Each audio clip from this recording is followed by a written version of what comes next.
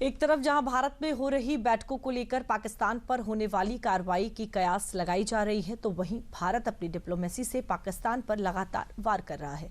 एक बार फिर से भारत ने पाकिस्तान पर डिजिटल स्ट्राइक की है, जिसने पाकिस्तानियों को बेचैन कर दिया है। देखिए ये रिपोर्ट। देश विरोधी प्रोपेगेंडा पर भारत ने फिर किया करारा प्रहार। डिजिटल स्ट्राइक का कहर, पाकिस्तान नहीं उगल पाएगा अब जहर। कई चैनलों पर लगा बैन, पाकिस्तान बेचैन। ये लिस्ट उन चैनलों की है जो पाकिस्तान में बैठकर भारत विरोधी एजेंडा चला रहे थे। यहाँ भारत में लोगों को गुमराह करते थे। भारत में इनकी ठीक ठाक ऑडियंस भी थी, लिहाजा ये कोई भी भ्रम फैलाने में कामयाब भी हो जाते थे। लेकिन अब बस बहुत हुआ। इनके विरोधी एजेंडे पर मोदी सरकार ने अपनी एक और डिजिटल स्ट्राइक से फुल स्टॉप लगा दिया है। गृह मंत्रालय की सिफारिश पर भारत सरकार ने 16 पाकिस्तानी यूट्यूब चैनलों को बैन कर दिया है। इनमें डॉन न्यूज, समा टीवी, आर्य न्यूज और जियो न्यूज जैसे बड़े पाकिस्तानी यूट्यूब चैनल शामिल हैं। इनमें शोएब अख्तर, आरजू काजमी और सैयद मुजम्मिल शाह जैसे लोगों के पाकिस्तानी यूट्यूब चैनल भी शामिल हैं। इसके अलावा पत्रकार इरशाद भट्टी, अस्मा शिराजी, उमर चीमा और मुनीम फारूक के यूट्यूब चैनलों पर भी बैन लगा दिया गया है। इनके अलावा द पाकिस्तान रेफरेंस, समाज स्पोर्ट्स, उजैर क्रिकेट और राजी नामा जैसे यूट्यूब हैंडल्स पर भी रोक लगा दी गई है।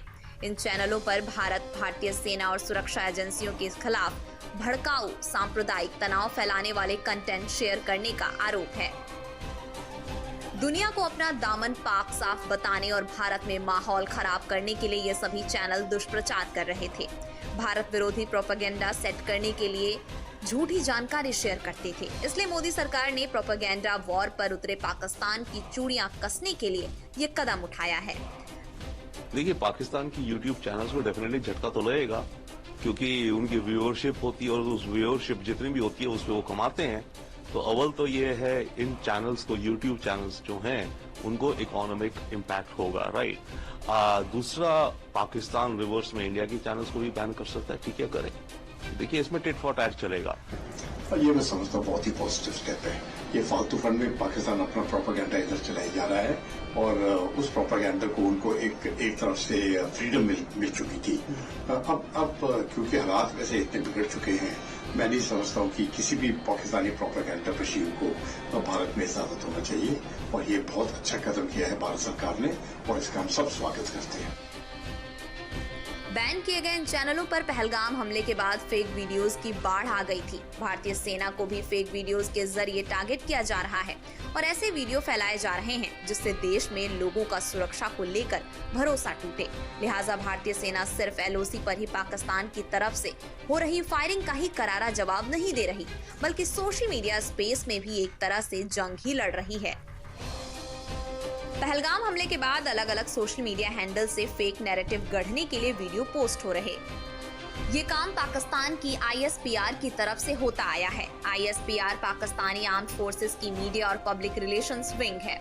हालांकि इन फेक वीडियोस को लेकर भारतीय सेना की टीम भी पूरी तरह सतर्क है।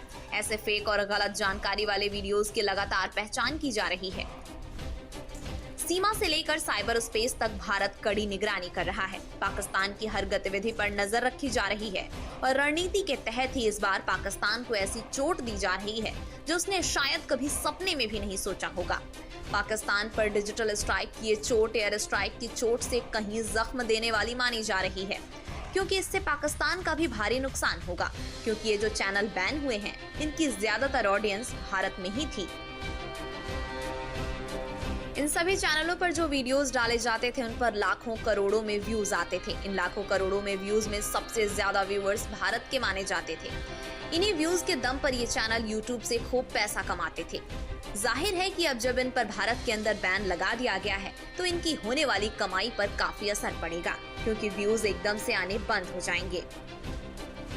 पाकिस्तान के जिन चैनलों पर ये कार्रवाई हुई है उनके लाखों में सब्सक्राइबर्स थे, यानी एक तरह से इनका ये धंधा चौपट ही मानिए। इनके सब्सक्राइबर्स कितने थे, एक नजर इस पर भी डाल लेते हैं, तब आपको इस कार्रवाई की अहमियत भी समझ आएगी। डॉन न्यूज के 1.96 मिलियन सब्सक्राइबर्स, इरशाद भट्टी के 8,27,000 सब्सक्राइबर्स, समा टीवी के 12.7 मिलियन सब्सक्राइबर्स, ARY न्यूज के 14.06 मिलियन सब्सक्राइबर्स, बोल न्यूज के 7.85 मिलियन सब्सक्राइबर्स, रफ्तार के 8,04,000 सब्सक्राइबर्स, द पाकिस्तान रेफरेंस के 2,88,000 सब्सक्राइबर्स, जियो न्यूज के 18.1 मिलियन सब्सक्राइबर्स, समय स्पोर्ट्स के 73,500 सब्सक्राइबर्स, GNN के 3.4 मिलियन सब्सक्राइबर्स, उजैर क्रिकेट के 2,88,000 सब्सक्राइबर्स, उमर चीमा एक्सक्लूसिव के 1,25,000 सब्सक्राइबर्स, आसमा शिराजी के 1,33,000 सब्सक्राइबर्स, मुनीफ फारूक के 1,65,000 सब्सक्राइबर्स, सुनो न्यूज HD 1.36 मिलियन सब्सक्राइबर्स, राजीनामा के 2,70,000 सब्सक्राइबर्स थे। भारत के अंदर चाहे पक्ष हो या विपक्ष, मोदी सरकार के इस फैसले का भरपूर स्वागत कर रहा है। शुरू हो जाए इस बारी क्या हम करेंगे, that is not for us here to speculate. We have a very strong mature government, वो सही निर्णय लेंगी। पर मैं आपको बात बताता हूँ, ये जो बेवकूफी की स्टेटमेंट वहां से आ रही, ये नहीं होगा तो वो हो जाएगा, उनको अपनी मेंटल सिचुएशन चेक करवानी चाहिए। इस बार कोई टेरर के साथ कॉम्प्रोमाइज नहीं होगा। ये सिर्फ मोदी जी का अपना नहीं, उनकी सरकार का, देश के 140 करोड़ जो हमारी जनसंख्या है, पाकिस्तान के YouTube चैनल यहाँ पर चलें और वो अपना एजेंडा प्रचारित करें, ये तो बिल्कुल ठीक नहीं है। तो अगर उस पर बैन लगाया गया तो ठीक है। ये भाई पाकिस्तान का एजेंडा हिंदुस्तान में क्यों चलना चाहिए? तो जाहिर सी बात है वो इस हमले को सही नहीं मानेंगे। वो आतंकवादी पाकिस्तान के द्वारा पोषित थे, वो नहीं मानेंगे। पाकिस्तान के द्वारा वो संचालित किए गए थे, वो नहीं मानेंगे। वहां पे पाकिस्तान के अंदर आतंकवादियों के कैंप चलते हैं, उनको पूरा संरक्षण सरकार देती है, उनको पैसे देती है, हथियार देती है, कहाँ मानेंगे वो? हालांकि इसमें कई सियासतदार ऐसे हैं जो अपना सियासी ठौर ढूंढने की जुगत लगाते दिख रहे हैं। यूपी में सपा नेता है वीरेंद्र सिंह, जिनसे मोदी सरकार के इस फैसले को लेकर सवाल किया गया तो उनके सियासी मंसूबे झलकने लगे। देखिए, सरकार को ठोस एजेंडे पर कार्रवाई करनी चाहिए और बाकी जो चैनल्स बंद करना और तमाम ऐसे एक्शन ले रही है, जनता उससे संतुष्ट नहीं है। जनता और विपक्षी दल सभी ये चाहते हैं कि सरकार कोई ठोस कार्रवाई करे, केवल बातों में उलझाए नहीं। इनके सियासी नजरिए को अलग रख दीजिए तो ये बात पाकिस्तान को भी पता है कि मोदी सरकार के इस फैसले ने उसे कितनी चोट पहुंचाई है। भारत अब अपने खिलाफ चलाए जाने वाले झूठे और भ्रमित कंटेंट को बर्दाश्त नहीं करेगा। इसलिए सोमवार को सरकार ने BBC की पहलगाम आतंकी हमले पर की गई रिपोर्टिंग पर भी कड़ी आपत्ति दर्ज कराई। BBC ने अपनी एक रिपोर्ट में, जिसका शीर्षक था Pakistan suspends visas for Indians after deadly Kashmir attack, इस आतंकी घटना को मिलिटेंट अटैक यानी उग्रवादी हमला बताया। इस शब्दावली से नाराज होकर मोदी सरकार ने BBC इंडिया की प्रमुख जैकी मार्टिन को औपचारिक पत्र लिखा है। जानकारी के मुताबिक भारत सरकार ने साफ कहा है कि BBC का ये शब्द चयन घटना की गंभीरता और आतंकवाद की वास्तविकता को कमतर दर्शाता है।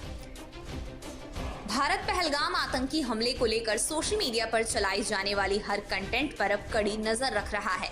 इससे पहले भी भारत ने पाकिस्तान सरकार के आधिकारिक एक्स अकाउंट को भी बैन कर दिया था, जबकि इसी साल जनवरी में पाकिस्तान के 30 से ज्यादा चैनलों को ब्लॉक कर दिया गया था। मैसेज साफ है कि पाकिस्तान जो आतंकवाद को सपोर्ट करके भारत के ही अंदर लोगों की सहानुभूति बटोरने की कोशिश करता है, अब भारत का ये वार पाकिस्तान के इस एजेंडे को भी ध्वस्त कर देगा।